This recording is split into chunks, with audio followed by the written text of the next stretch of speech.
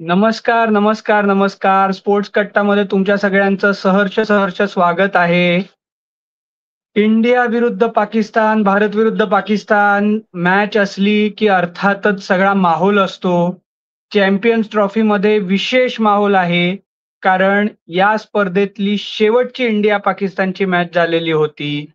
त्याच्यामध्ये भारताने सपाटून मार खाल्लेला होता. जसप्रीत बुमराहनी टाकलेला नो बॉल असू दे, फखर जमानची झालेली सेंच्युरी असू दे किंवा हार्दिक पांड्याने शेवटी थोडासा केलेला प्रयत्न असू दे. या सगळ्या गोष्टी क्रिकेटप्रेमींच्या लक्षात असतील. आता इंडिया विरुद्ध पाकिस्तान 8 वर्षांनी का 9 वर्षांनी नाही, काय 17 आणि 24 25 8 वर्षांनी परत एकदा चॅम्पियन्स ट्रॉफीमध्ये मॅच होते. कारण चॅम्पियन्स ट्रॉफीच 8 वर्षांनी होतीये. आपल्याबरोबर या सगळ्यासाठी चर्चा करायला आलेले आहेत अमोल कराडकर, द हिंदूचे ज्येष्ठ पत्रकार. अमोल, स्वागत आहे तुझं स्पोर्ट्स कट्टामध्ये. काय धन्यवाद. वाटतंय मॅचचं उद्याच्या?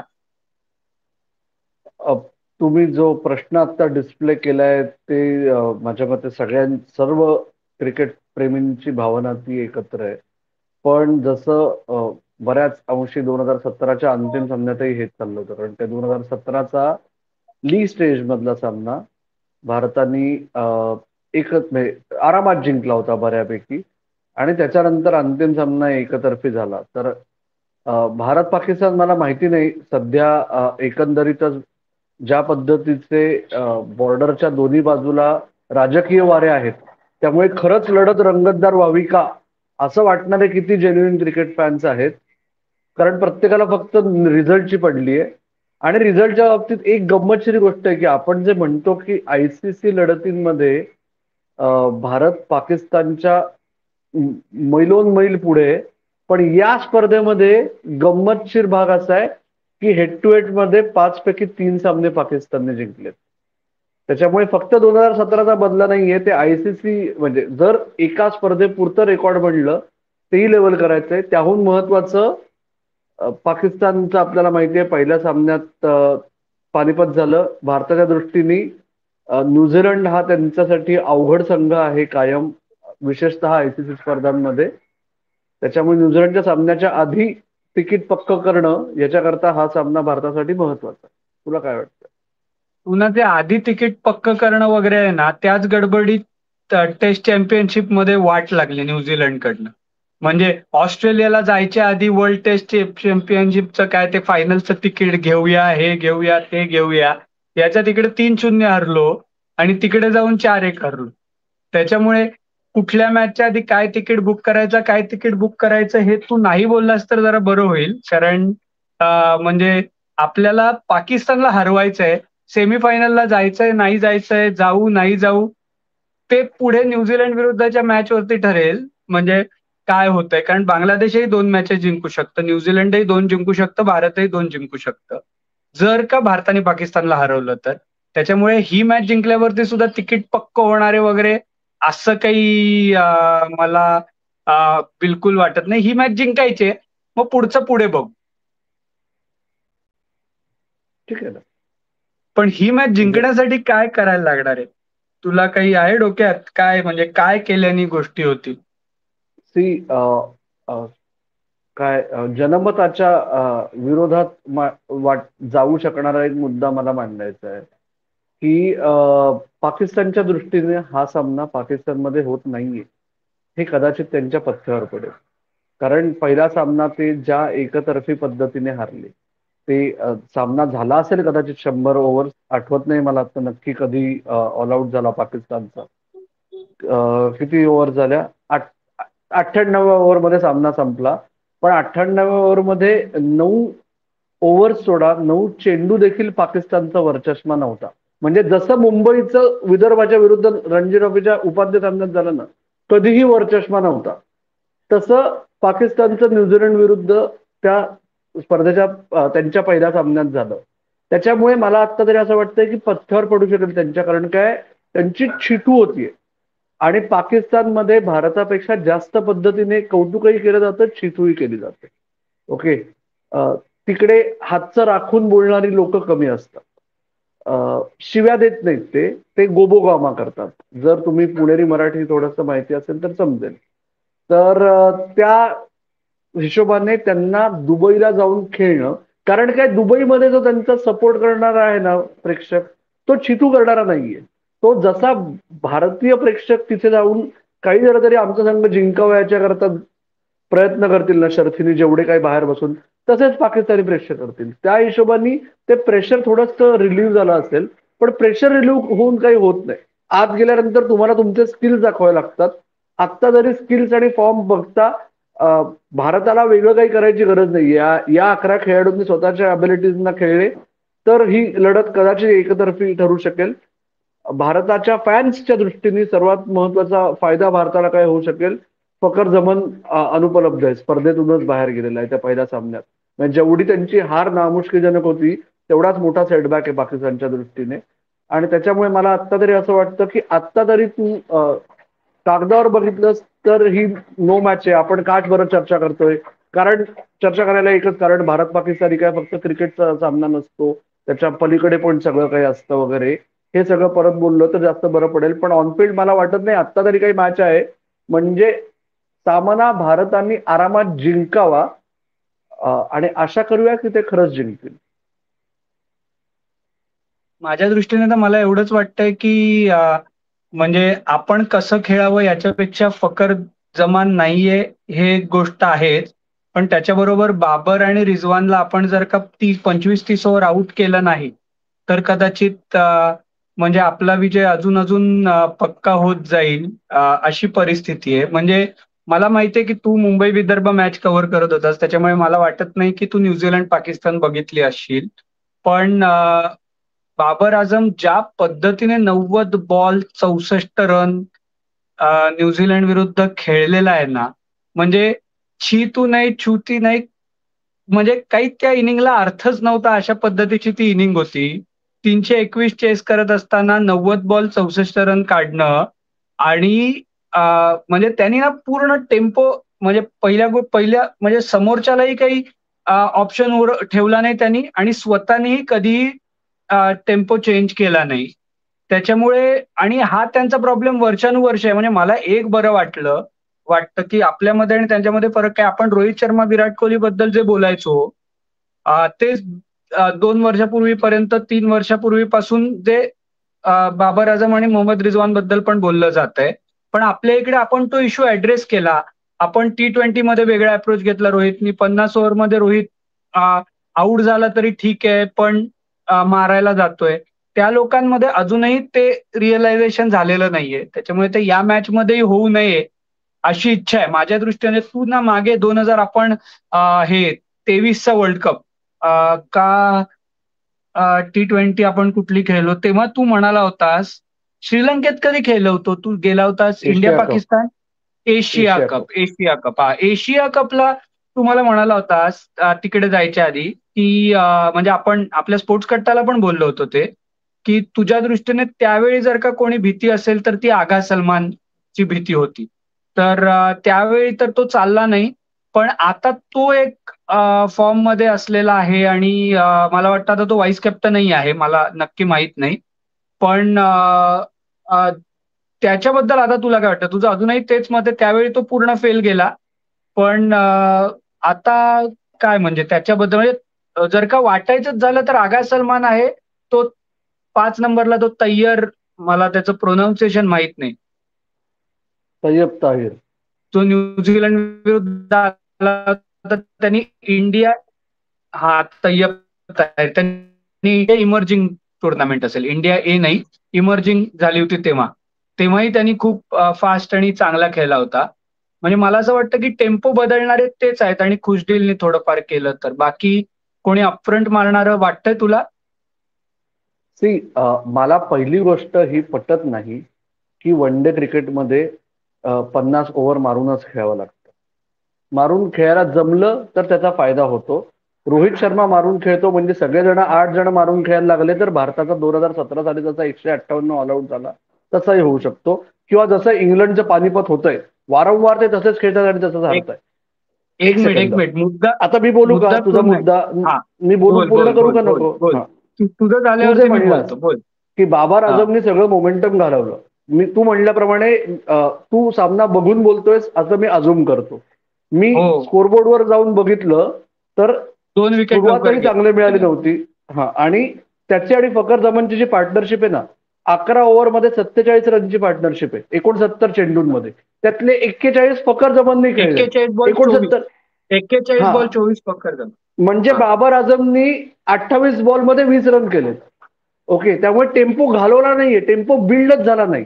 टेम्पो बिल्ड होईपर्यंत 3 विकेट्स गेल्या होत्या. आणि वन डे क्रिकेट हा फॉर्मॅट तुला नक्की माहितीये किती आजकाल सोपा आहे बॅटिंगसाठी, की जर तुम्ही सेट झालात तर संपवण्यासाठी तुमच्याकडे तेवढा एकच फॉर्मॅट आहे.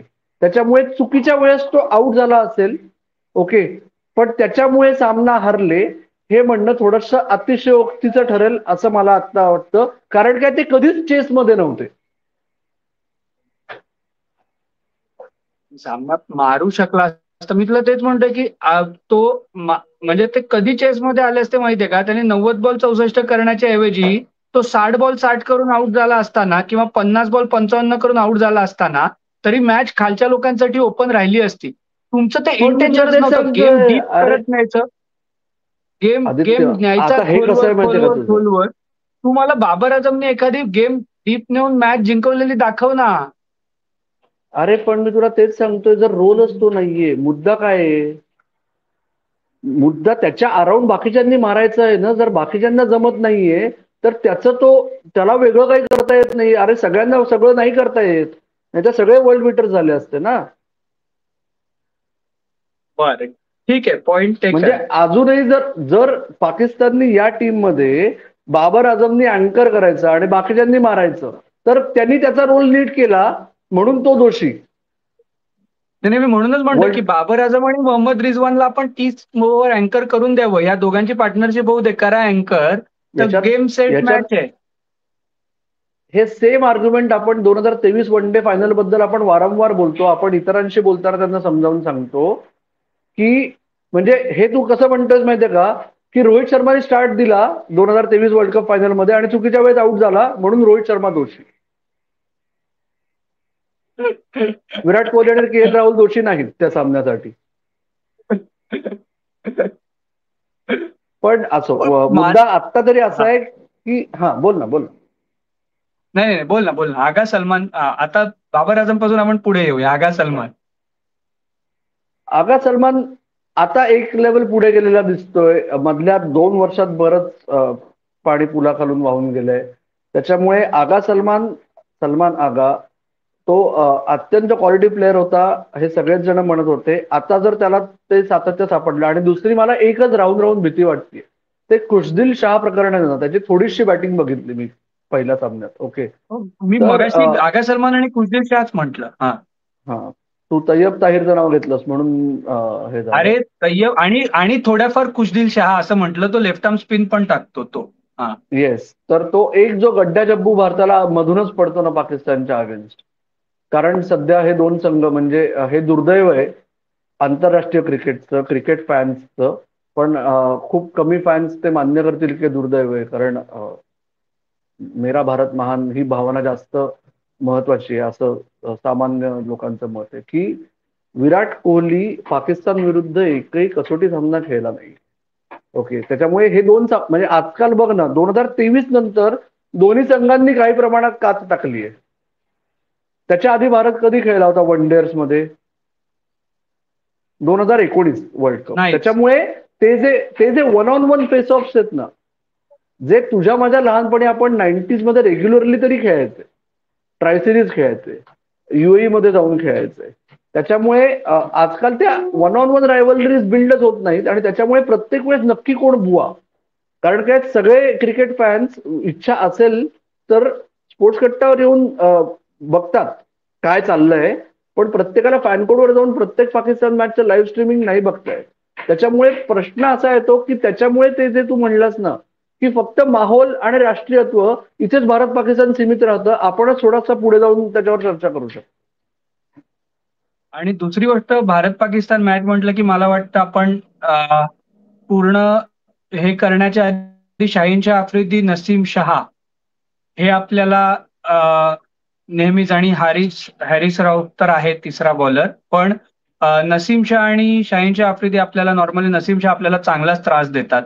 म्हणजे त्याचा बाहेर जाणाऱ्या बॉलला आपण नेहमी फसतो. हे T20 मध्ये दिसलंय, 50 ओव्हरमध्ये दिसलेलं आहे. तर त्या दृष्टीने म्हणजे भारताच्या दृष्टीने म्हणजे माझ्या दृष्टीने पाकिस्तानच्या बॅटिंगपेक्षा आपण कारण बॅटिंगवरती बोललो. माझ्या दृष्टीने पाकिस्तानच्या बॅटिंगपेक्षा जर का जास्ती कोणी डेंजरस ठरू शकतं तर ती पाकिस्तानची बॉलिंग ठरू शकते. कारण म्हणजे त्यांचे जो पहिले स्पेल येतील ते रोहित शर्मा, शुभमन गिल आणि विराट कोहली कसे हँडल करतायत म्हणजे त्यावरती माझ्या दृष्टीने ही मॅच कशा प्रकारे जातीये हे जास्ती ठरू शकेल. कारण म्हणजे त्यांच्याकडे तो अब्रार अहमद आहे, तो पण परत तू म्हणतोयस तसं गड्डा जब्बू आहे. आपण त्याला कधी खेळलेलो नाही आहोत. इंडिया विरुद्ध तो माझ्या मते अजून खेळलाच नाहीये आणि तो वाईड बॉलर नाहीये. त्याच्यामुळे तो एक स्पिनर आहे, पण आता दुबईमध्ये स्पिनला मदत मिळत होती. पण बाकी त्यांच्याकडे खुशदिल, आगा सलमान आणि अब्रार असे 3 स्पिनर आहेत. त्याच्यापैकी अब्रार एक क्वालिटी आहे. तर माझ्या मते पहिला एकदा स्पेल खेळून काढला या फास्ट बॉलरचा तर मला वाटतं की बॅटिंग मध्ये काही फार अडचण येऊ नये. तुझं काही वेगळं मत आहे? जर पाकिस्ताननी हा सामना रंगतदार करणं किंवा भारतावर मात करणं याची काही शक्यता असेल सुतराम, तर ती फक्त पाकिस्तानच्या new ball spells, bowling power play पाकिस्तानचा जर त्यांच्या बाजूने गेला तर हा सामना खरंच असं होईल की ब्रॉडकास्टरही खुश होईल, स्पोर्ट्स कट्ट्यावर तुम्ही लोकही खुश व्हाल, अचानक लाईव्ह करू म्हणाल वगैरे प्रकार. कारण तरच रंगत येईल, नाहीतर हा सामना एकतर्फी होईल. पण तो अखेर आज प्लेयर्सना प्रेशर नाहीये. आणि प्लेयर्स खरंच एकमेकांशी खूप व्यवस्थित असतं. ते काय फक्त किरण मोऱ्यांच्या काळात नाहीये जे त्यांनी स्पोर्ट्स कट्ट्यावर सांगितलंय त्या बाबतीत. पण आजचे प्लेयर्स म्हणजे ते कमी भेटतात, पण भेटल्यानंतर सौहार्दानेच बोलतात एकमेकांशी. पण त्याच्यामुळे मैदानात गेल्यानंतर ते परत भारत पाकिस्तानचं बाळकडू जे पाजलेलं आहे तेही भारतीयच आहेत आणि पाकिस्तानी आहेत. त्याच्यामुळे तो इंटेन्स बॅटल बघायला मिळेल. पण कॉम्पिटेटिव्ह मॅच जर बघायची असेल तर पाकिस्तानच्या बॉलर्सनी काही कमाल केली तरच बघायला मिळेल भवांश. भारताच्या दृष्टीने तुला काही बदल वाटतात म्हणजे वरुण चक्रवर्ती येईल कुलदीप यादवच्या ऐवजी असं काही वाटतं का? नाही, किंवा मला नाही वाटत. पाकिस्तान म्हणून तिसरा फास्ट बॉलर अर्शदीप असं नाही ना होणार? मला वाटत नाही भारत काही बदल करेल. ती हर्षित राणा अर्शदीपच्या पुढे आहे, कारण काय हर्षित राणा मिडल ओव्हर्स मध्ये बॉलिंग चांगली करू शकतो हर्षदीप पेक्षा असं. नाही नाही नाही, मी मी हर्षित राणाच्या ऐवजी अर्शदीप म्हणतच नाहीये. एक म्हणजे कुलदीपच्या ऐवजी अर्शदीप का 3 फास्ट बॉलर पाकिस्तान आहे म्हणून. 5 स्पिनर्स घेऊन गेलेत दुबई आहे म्हणून. मग त्याच्यात कुठे एक स्पिनर कमी करणार आणि पेसर वाढवणार.